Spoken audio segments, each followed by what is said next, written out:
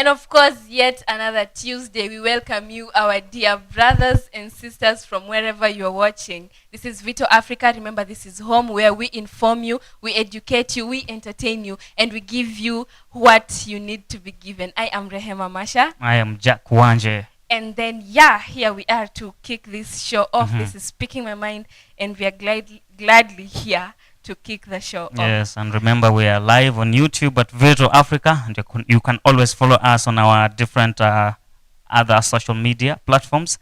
Facebook at Vito Africa, Twitter at Vito Africa 1 as well. Yeah. Yes. So our dear brothers and sisters, or rather our dear viewers, today we are going to discuss a major, or rather a very vital, an important thing, that is gender roles.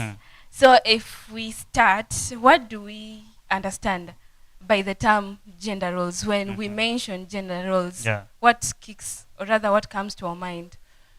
Yeah, one, I think when basically when we talk about gender roles, we are talking about looking at the responsibilities, right? That you as a woman and me as a man, what am I expected to do in the community? All right.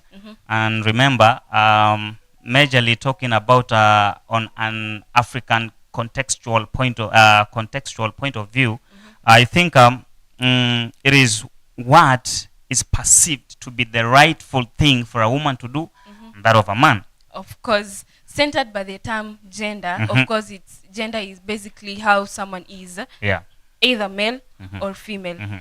But then when we talk about gender roles, I feel like it's broad. It is how they are supposed to behave. It is how they should act in terms of literally everything, dressing, conduct, and everything. So that's basically it, and that's what we are going to discuss today. So andamana nasi popote ulipo hadi tamati.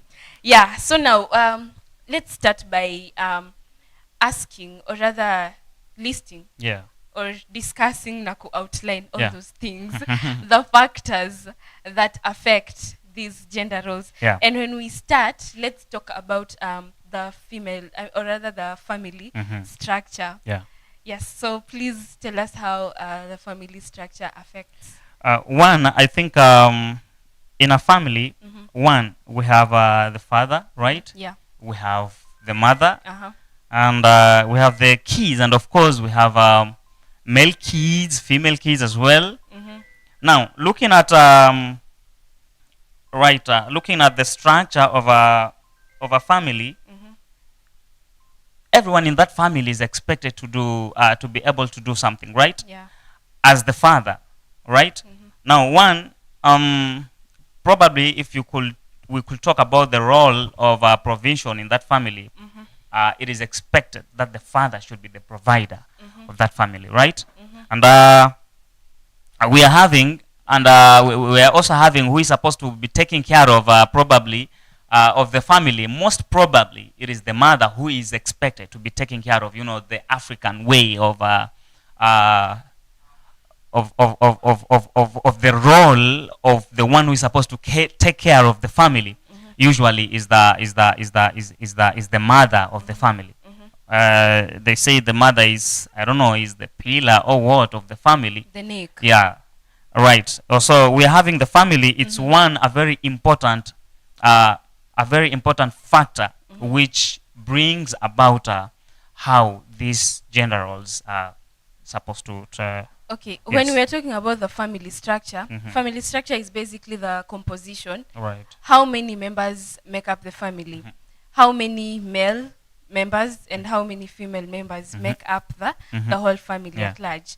So that being it, basically the composition, it should be a major issue that affects the whole thing about gender roles. We'll get to see how. Moving on to the next factor, we see the society. In your thinking, society is affected hii issue ya gender roles? One, the society is a very important factor, right? In terms of gender roles, Yeah. because in the society we have we have even the families in the society, right? Now, when we talk about how the society perceives, right, all these roles of the man and the woman and all that, it is expected as the man you have specific duties, right, in the society. As the man, you are supposed to perform, and as the woman as well. And it reaches a time even when you are seen doing some things which probably the community perceives that to be a female based thing. Then people think that what's wrong with this man, anafanya kitu ya labda ya gender ingine, ama what's wrong with this woman, anafanya vitu zenye ni mwanaume wanafaa kufanya.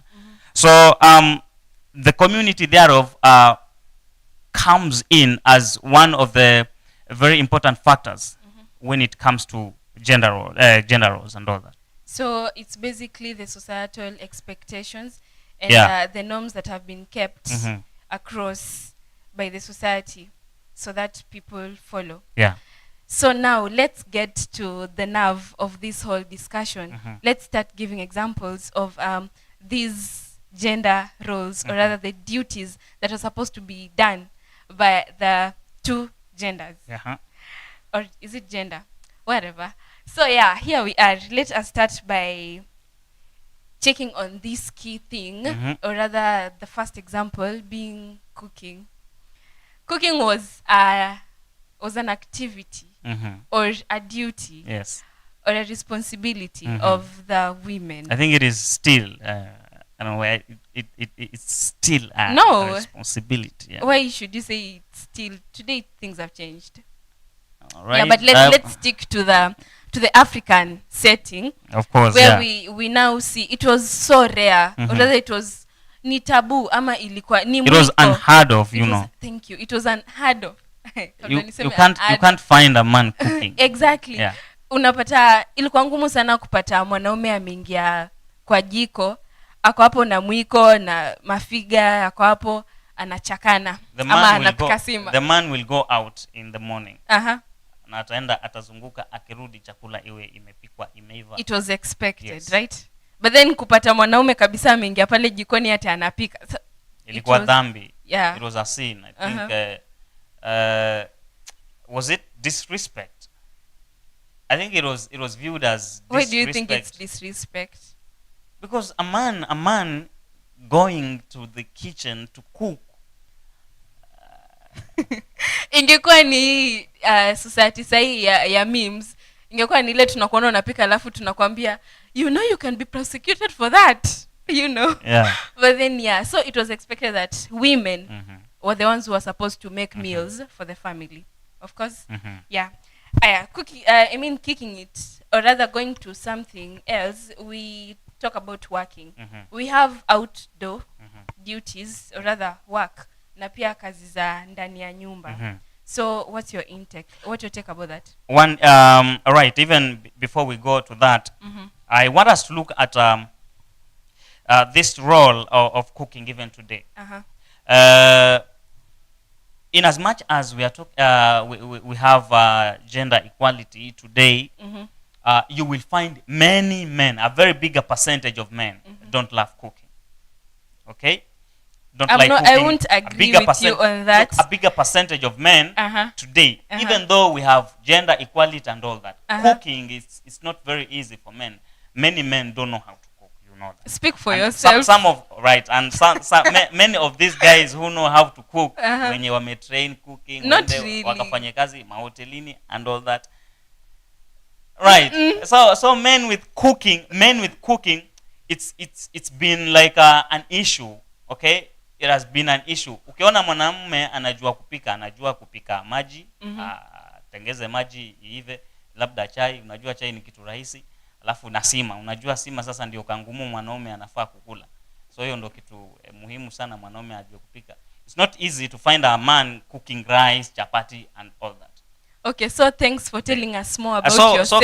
So coming to right. So coming Let's to go to working. Right, coming to working. Okay. Before before the issue of equality and all that, men were supposed to work from outside. Walikuwa anaweza enda nje wakafanya nini na nini, anaweza toka akaenda fanya mawindo akarudi nini na nini. Yeah. Like kuko na ile freedom, the guy can go out. Yeah. But plus they are considered strong. Hey, mwanamke sasa ni abaki kwa nyumba. Baki kwa nyumba ndo atachunga nyumba kidogo. Do you even know wanawake ndo walikuwa wanachunga wanyama nini na nini kidogo, because mwanaume akienda sasa, yeye akienda ni responsibility, akirudi akwe akona mboga ndio sima ipikwe already. Ame provide unga asubuhi, ndo akienda jioni anakuja na mboga. I don't. Okay, there's something I'm not getting. You mentioned something to do with women going to graze.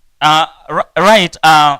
Ukijaribu kuangalia how these things were done hapo nyuma kidogo, leave alone mwanaume anaweza kuwa na kazi ya taking care of animals, okay? Just taking care of wale wanyama pale nyumbani. Sometimes mara nyingi sana unakuta ni mwanamke, ikifika time hata mwanaume anaweza sema, we mama, zombuzi ziloledu ko ni sasa unakuta wanawake zile vitu vya pale nyumbani they were supposed to take care of hizo vitu zote. Hata unakuta mwanamume yeye asubuhi akiamka anajua anafaa provide chakula. Okay. If it is about school fees and all that, vitu zenye mwanaume ana provide. But sasa zile chores za pale nyumbani, story na kupika, chunga wanyama nini na nini, inakuwa responsibility of the woman back then. Okay, of course we welcome your views. Remember back, wherever you are, you're part of this conversation and you are actually allowed and you're free to share your views and everything that you want to say. This is home and this is speaking my mind. So karibu, probably nipitie comments kadhaa zenye ziko hapa zikiflow. Emily Kadzo saying tuned in, nice talk, and I think family affects because fathers tend to encourage these roles more than mothers. And then Kadzo saying it's a taboo, they say, for a man kupika while mwanamke ako around. Kadzo, thank you very much. It's very important to note that. There's a difference between taboo and how you are putting it. You are saying you came to it is nowadays. Not good, like it's a sin to find a man cook. It's not good. Okay, so, let's mwanaume ajipashie maji moto akaoge. Pike chai. We have Benjamin Yeri saying, I like the African setting. Everything was clearly spelled out and there was a perfect equilibrium of the society's modus operandi. And then, we have Emmanuel Gona saying, men are the best cooks.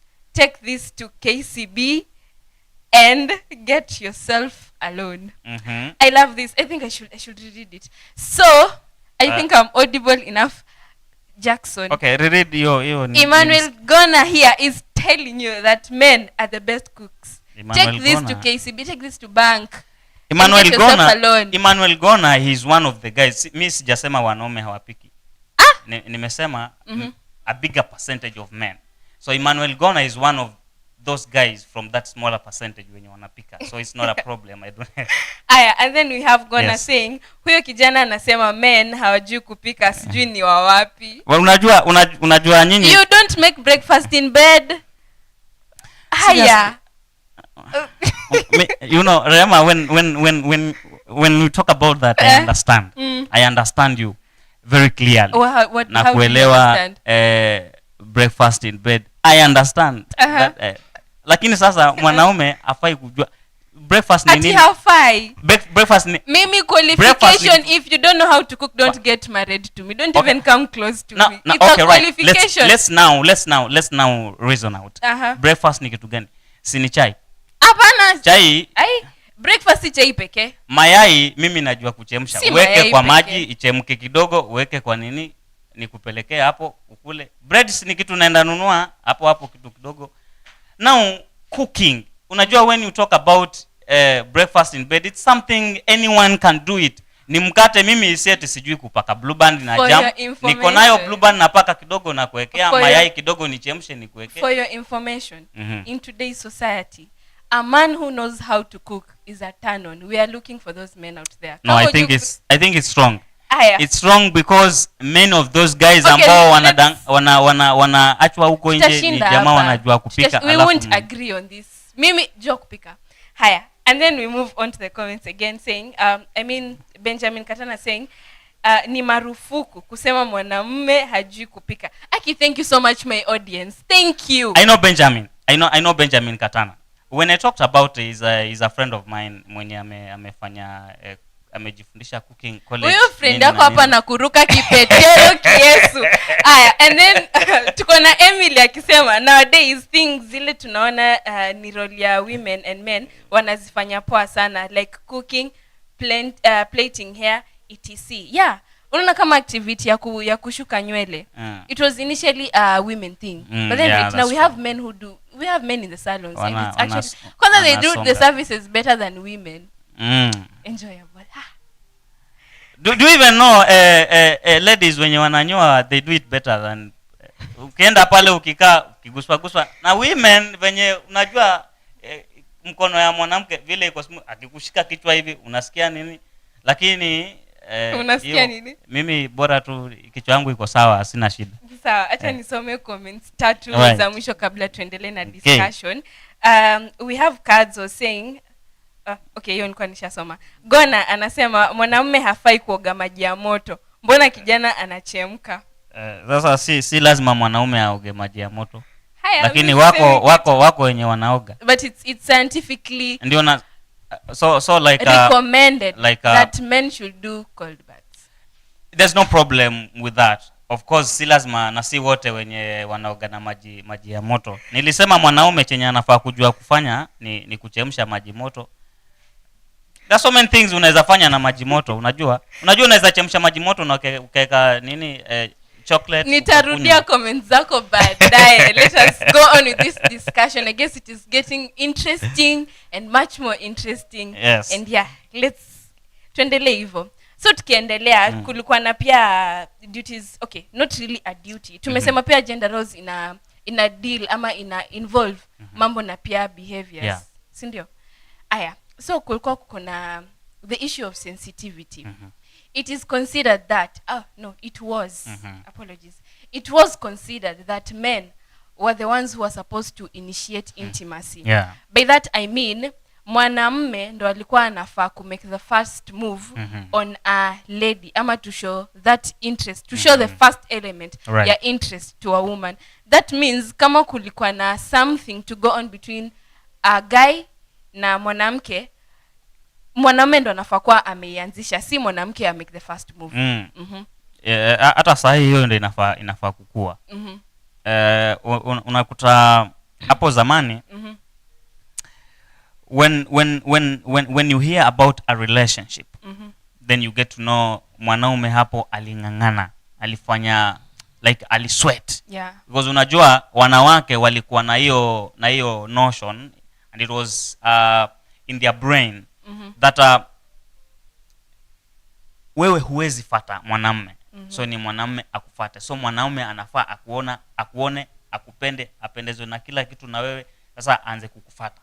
Lakini sasa so like mwanamke now kufata mwanaume, it was unheard of. Like it was considered like nawezaje kufata mwanaume uende kama. But then don't you think this is oppression? Because this is we right thing. we all have that element of desire, if I put it that way. Kutamani. I can see a guy crush. Okay, crush is a word we use right now, but it was there kitambo pia. Ni one mvulana na ni maybe develop nikwe na mcrushia. I want to quote, if I make the first move, why was it even I want to quote this good book. Messiah Jesus. Okay. It was talking about a certain sin. Which book is that? Probably I don't remember, but he was talking about a certain sin. No, you said a book, Messiah Jesus. This good book, this Bible. It was talking about a certain sin. Right? Yeah. Na akasema imeandikwa usizini, lakini ukimwona mwanamke ukamtamani, wewe umekwisha zini. Jesus talked about a specific, like it was referred to a specific gender was the man. I don't know if you are getting my point. I am not getting. You're not getting my point. Like when it comes to the woman proposing, ama yeye aanze kukuwa na interest, yeah. Like it's hata leo, I think it's not right. One, wanaume leo wengi, sisemi wote, lakini wengi wanaogopa ile ya kwamba, kwa mfano, okay, tuseme mimi tare, like I'm not comfortable mwanamke anifate aniambie Jack nini na nini. Okay? Akichapa mistari vizuri ya mwanamke haizi kuwa na mistari vizuri. Ai. Mwanamke haizi akiwa na pesa. Sasa unajua pesa si mistari. Lakini no, we are talking about mtu wewe kuingizwa box. Sasa unajua mwanamke haizi ingiza mwanaume box. Like it's not. Kwa hivyo akija sahi na gari na pesa, I flood your M-Pesa. I liquidate properly that your M-Pesa. You will not get into my box? Hapana. Words. I am an African man. African man. Yes. Mimi, like, look. It is I don't know, lakini mwanamke kufuata mwanamume. Like it sounds the first question could come into my mind as the man, like, mwanamke kweli yako sawa? Like labda akona kaugonjwa anataka labda kuniambukiza, ama huu mwanamke like sisi watu tunasema ni wale unajua, mtu mwenye like tuseme huyu sexual worker, kitu kama hiyo. Sasa so many things zinakuja kwa akili ya mwanaume. Okay, just because mwanamke amemfuata, like it's not a very good sign to a woman akifata. In as much as kutamani mwanamke si vizuri mwanamke atamani mwanaume. Unajua hata ni mwanamume ndo anafaa atamani. So mimi kama mimi, I'm supposed to suppress my feelings because it's so bad. Rehema, you're not supposed to make the first move. Inafaa kwa hivyo? Relax. Adam aliumbwa, wewe ni Eve, tulia. Adam atakuja aongee na wewe, maneno iko sawa. But lakini what if Adam is not Adaming? Adam must Adam, because you know it is written Adam must Adam. Okay. Haya. Sasa alafu kulikuwa na this other, sijui ni seme ni perception. But okay, personally I'm so much against it. And that's my view. Men are not supposed to cry. What's your take on that? Why are you against it? Because crying is good. It's healthy for your eyes, for your heart, for your emotions and everything. Looks like it makes you happy when you see a man cry. Sana. I feel so proud when a guy comes to me akilia. It makes me feel proud. Should it not depend with the reason, ama una feel tu vile analia uko tu sawa? No, it's because you guys suppress your emotions. You get, like, mko na vitu mingi sana ambazo zinawauma na zinawa hurt. Okay. A lot of stress. But then since you're considered as the strong people, sijui you're not supposed to share your emotions because, you know, mwanaume afanyi hivyo. Sasa mna end up, okay, wengi huwa mko depressed na mnakufa na pressure. Lakini sasa because of these societal norms na expectations, you guys just die inside na hizo issues zenu. So nikiona kama a guy is crying, ama when a guy comes to me opening up, na feel, yeah, here he is opening up na anataka help, that guy is itakuwa rahisi kumsaidia kuliko yule mwenye amenyamaza like the whole time ako hapo. Unaona mwanamume akilia, unaweza shtuka the next move amejinyonga ama amekunywa sumu. Mwanaume okay, I don't know, but I think I don't know, personally mimi yeye akulia hapana. I think maybe I don't know, but okay, there could be some scenarios. Wanaokiona wanaume labda analialia labda kwa mazishi hivyo, lakini nayo si rahisi. Unaona mwanaume akilia hivyo mpaka anaziba macho. Because like ile kuonekana analia, it's okay. So personally, do you feel like crying sometimes? Like mtu akuone ile unasikia uchungu. Lakini usikie uchungu usikie uchungu vizuri. So unajua akisikia uchungu anasikia uchungu, alafu baadaye ina cool. Mwanaume kuna ile nguvu inakuja, anatulia mwenyewe, anakuwa sawa. It's healthy to cry. I'll still stand. Na mimi hiyo mentality atio. I don't know. Sasa najua ni fenye today. Okay, usomi umekuja nini na nini. But hapo we are talking about hapo nyuma kidogo. Zamani you wouldn't see a man cry. Okay, is it because mtu mzee anaweza filiwa na mtoto wake. Okay? Na ukute mzee yuko soba kabisa, aondoke aende akakae mahali azungumze na mwanaume mwenzake ile kiwanaume. Okay? Ni ile tu anajua kabisa yeye lose mtu na ame express ile feeling ya kwamba lose mtu muhimu sana. Lakini kulia labda it was not easy. Let me ask you, walikuwa hawali kabisa ama they were not supposed to cry before people? I think wanaume kulia nayo si haikuwa rahisi. Do you even know wakati kwa mfano is mtu amekufa kwa boma. Ni kina nani wanaanza kueneza habari? Wanawake, ile kulia, si ndio? Let me know what you think about these men crying. Just share. Let me go back to the comments. Tulikuwa tumeachia naona ni nyingi. Right. Tumeachia wapi hapo kwa Emmanuel Benjamin Yeri saying hapo kwa intimacy mababu zetu waje warekebishe kidogo. Huyu ana speak on my behalf and on behalf of most of us. Hapo there's supposed to be some correction done.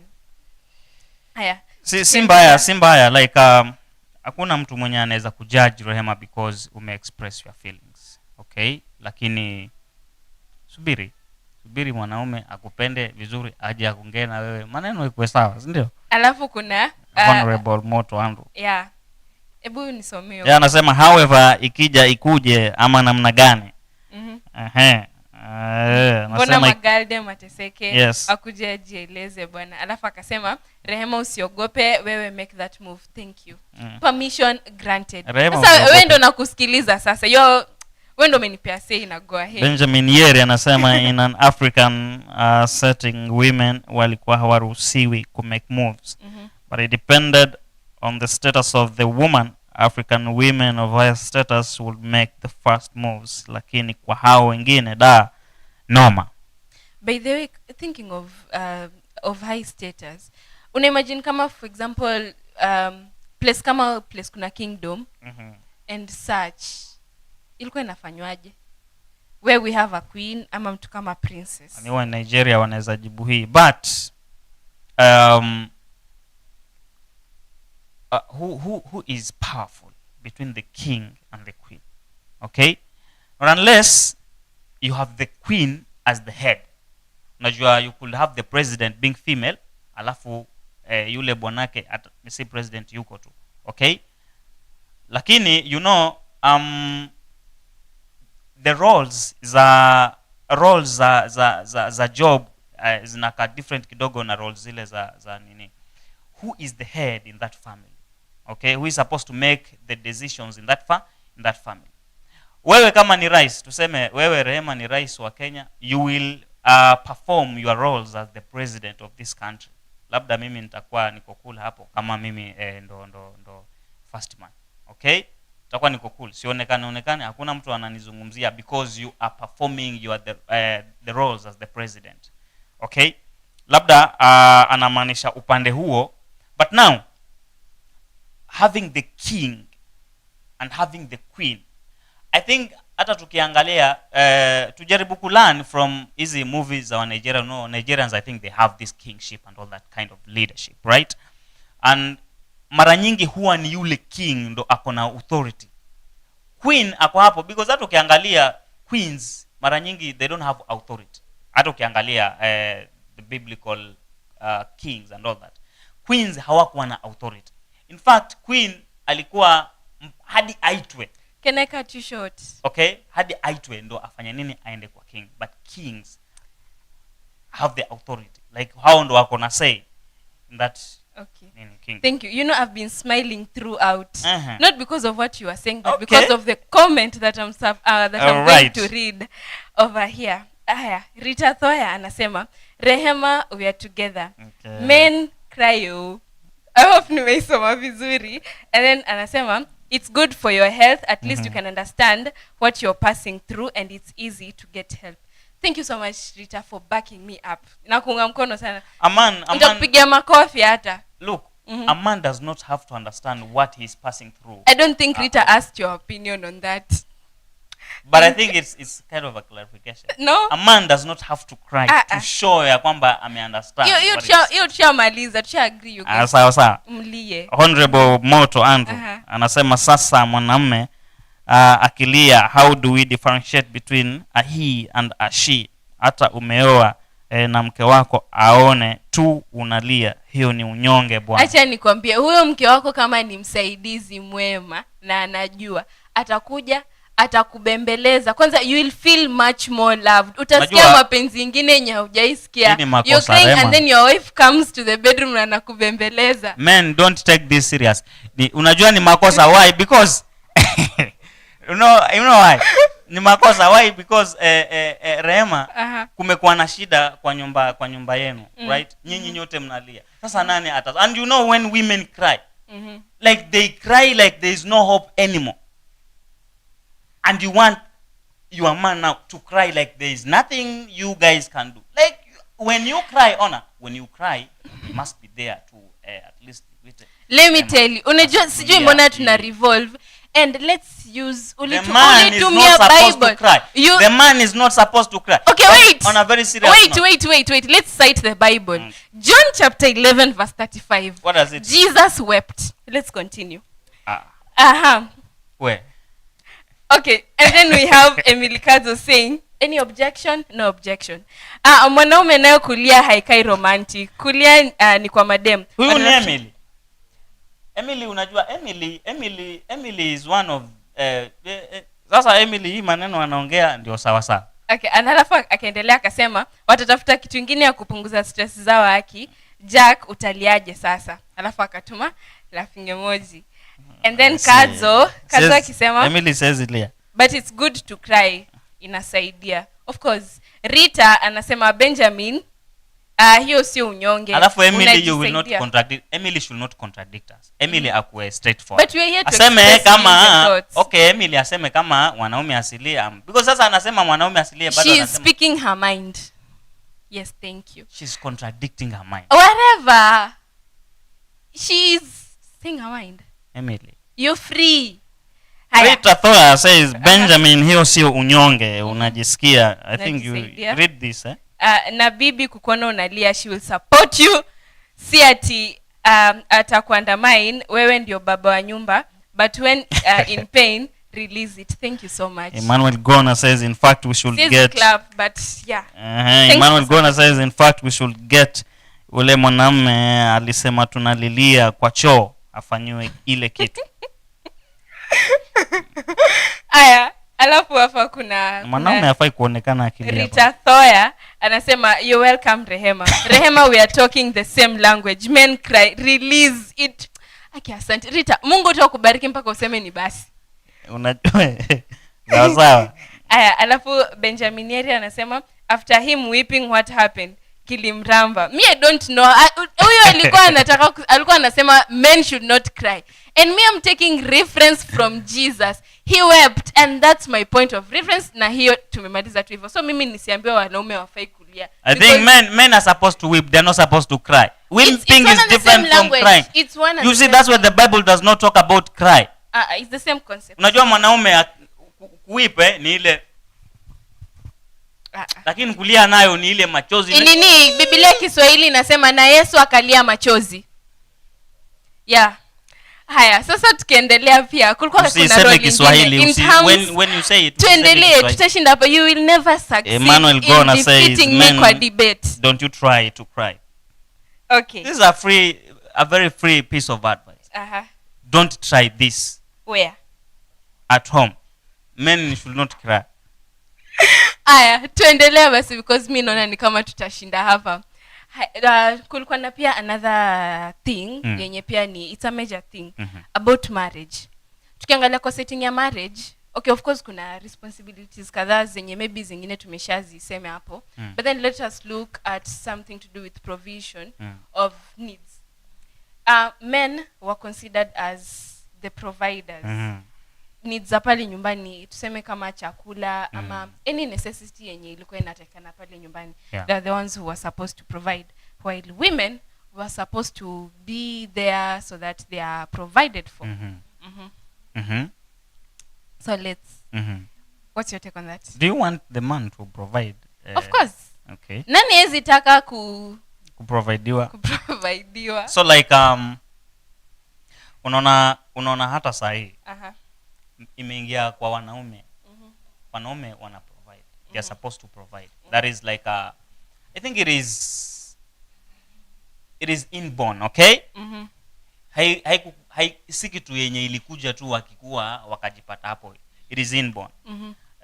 Mwanaume anafaa kuprovide.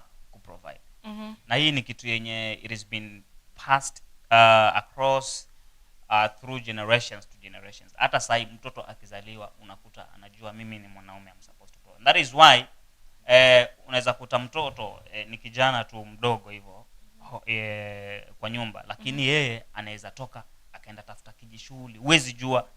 Na wewe mzazi haujui, anaenda tafuta kijishuli hapo, na akiona hapa ni mtoto bado wako shule na ni kijana, lakini akiona labda mambo imeenda mrama, unakuta mtoto anatoa pesa. Why? Because it's in their blood, it's in their, like it's kind of a inborn kind of a thing yenye wanaume wakikuwa tuko nayo. Unajua it's today if you are dating unaweza kuta si rahisi sana mwanaume akai probably hivyo. Kuna vitu zenye yeye anaweza kuuliza, are you okay? Nini unaona? Sijui kama nyinyi ndio maana nyinyi huwa mnapenda, kuna katabia kingine wanawake wanapenda ukiona hatextiwi nini labda hata kujulia hali nini, unakuta mwanamke anakuwa anaweza kasirika kwa sababu hatextiwi and all that. But ni kitu yenyewe imezaliwa kwa mwanaume, ana feel like I'm supposed to provide, I'm supposed to like know how is this person and all that. That was well said, and I'm not changing anything. Men, you should provide. Now, when I said that, you also need to understand. No, I don't want. That one was already understood. Hiyo lesson hata kukuwa na maswali. It was already understood. Men are supposed to provide, and that's it. No. You see, there's the second part of it. No. You know, okay. Yeah. It's men who are supposed to provide. You guys should provide. Okay, fine. Let me now ask you something. We have there is a saying, not we have a saying. There is a saying, wanawake wakisema pesa ya mwanamume ni yetu sote, ya mwanamke ni yake mwenyewe. What do you have to say about that? Okay, I'm not the one who says. Okay, there is that saying. But we've ever heard about. Mimi kama mimi, if I'm feeding a man, mimi nitaenda nikutangaze. Mimi nakuletea chakula I will go out there and tell the world. I must expose you. What kind of a man are you? You're supposed to provide. Unipe baby girl treatment, nipe princess treatment, ni provide at least. Ndio maana ukiniintroduce kama huyu ni wangu, hata wewe mwenyewe it will give you that sense of pride.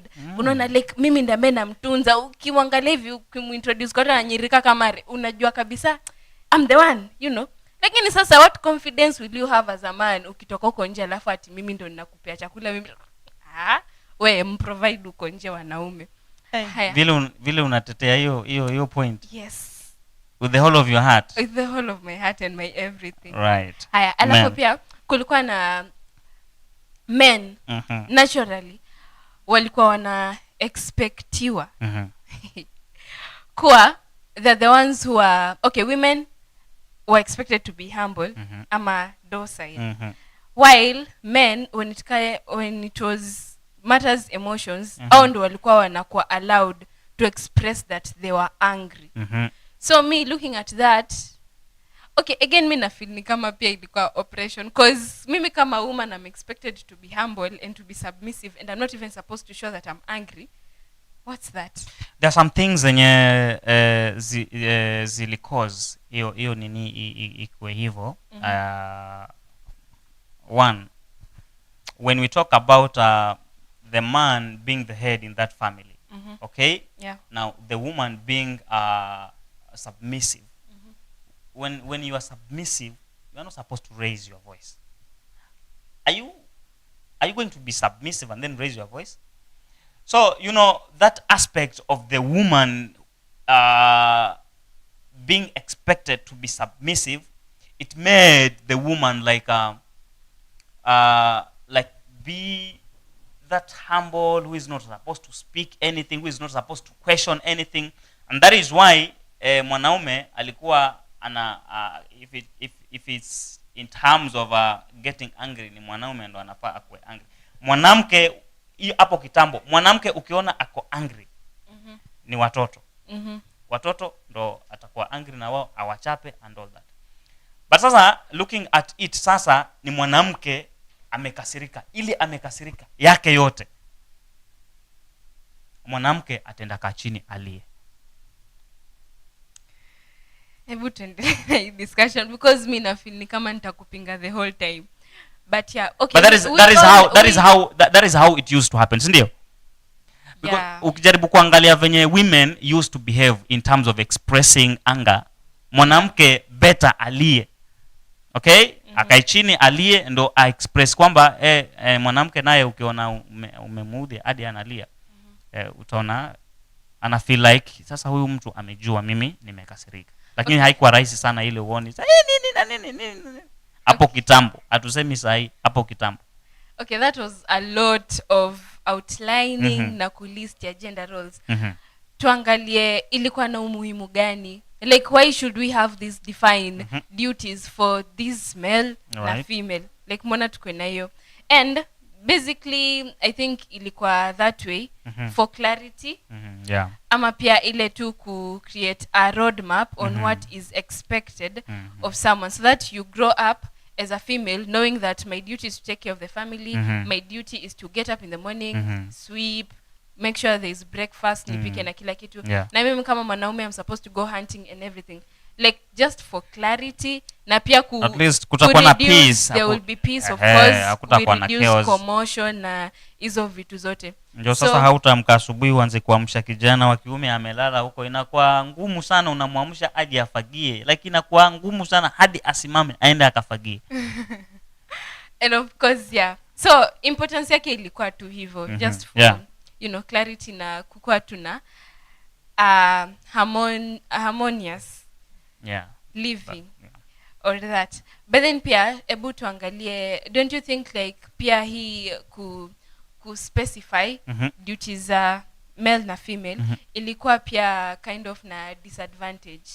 Like, for example, mi na feel ni kama it was limiting some interest na goals, like we grow up developing different interests. Like, maybe unaweza kuwa umekuwa mkubwa, you are a guy, but maybe umeenda kule msituni, kwa mfano umeenda mawindoni, but then in the process of you hunting umekosa tuseme mnyama wa nini, si ndio? Aya, in the process of kubweka na kila kitu ujipate maybe umeokota kuni kadhaa nini, and then that's how the interest of kutafuta kuni inaanza kudevelop. No, I thought utaileta hivi. I thought utaileta hivi. Let me speak my mind. But then because you are a guy, utakuwa unaonekana sijui vipi na society. You didn't expect you bringing that point. Mzima amebeba tita la kuni analipeleka nyumbani. But it's my interest. Ulikuwa unafaa uilete hivi. Mwanaume ameenda winda, amekosa mboga. Unajua ni mboga tunataja hapa. At least akirudi nyumbani kama mwanamke kuna uwezo na anaona anaweza pata mboga, yeye ana provide. Sasa unaileta ya mboga alafu unasema ya kutafuta kuni. Rema bwana.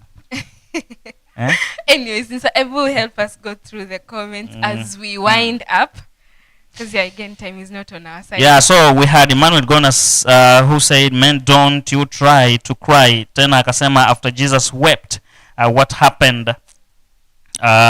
Right. Alafu wanasema Google inasema whip.